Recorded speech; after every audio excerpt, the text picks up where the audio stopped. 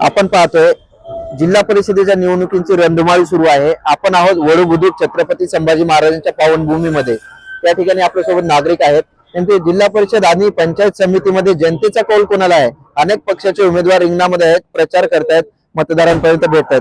नमस्कार बापू, काय सांगाल? आता जिल्हा परिषद निवडणूक आहे, पंचायत समिती आहे, तुम्ही कोणाला मतदान करणार, कोणत्या पक्षाला करणार? आम्ही आमच्या गावच्याच प्रपोजल करणार आणि त्यांच्या सोबत आई बाईला तिला करणार. अच्छा.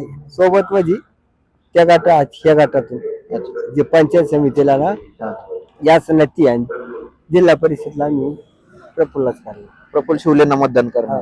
का बरं त्यांना मतदान? गावचा आहे गावचं आहे. बर. आणि आम्ही शिवले शिवले तुम्ही? बरोबर. गाव आहे म्हणजे गावच्या सोबतच राहणार तुम्ही. मग गावच्या सोबत भले काय घेणं पण त्याच्या सोबत नको राहणार. बरोबर. काय कोणत्या पक्षाचे आहेत ते? कोणतं चिन्ह आहे? चिन्ह गाड्याळ गड्यावर. राष्ट्रवादी. राष्ट्रवादी. बर. नमस्कार बापू, काय सांगाल? कोणाला मतदान करणार जिल्हा परिषद पंचायत समितीमध्ये? घड्याळ. कोण आहे घड्याळाचे उमेदवार तुमच्या? पाहुणे पाहुणे. आता वड बुद्रुक मधून प्रफुल्ल शिवले आहेत, पंचायत समिती गणामधून सुचेताताई थिटे आहेत. मग आता गावांच्या तुमचे उमेदवार गावातलेच आहेत बरोबर, प्रफुल्ल दादा शिवले. तर गावकऱ्यांसोबत तुम्ही त्यांच्या सोबतच राहणार का दुसऱ्याकडे जाणार? नाही त्यांच्यासोबत. त्यांच्यासोबत म्हणजे सर्व वड बुद्रुक मधील मंडळी जे प्रफुल्ल दादा शिवले सोबत राहणार काय? हा कमी 80% लोक आहे ना ओढूचे प्रफुल्ल दादा शिवले संगत राहणार आहे.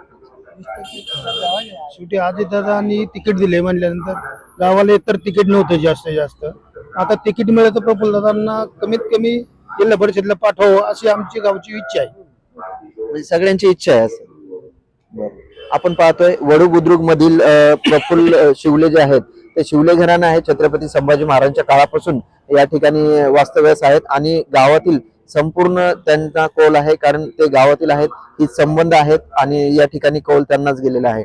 म्हणजे अनेक पक्षाचे उमेदवार वडू बुद्रुक मध्ये येऊन सुद्धा प्रचार करतायत, पण या ठिकाणचा मतदार फुटणार नाही अशी अपेक्षा यांनी व्यक्त केलेली आहे.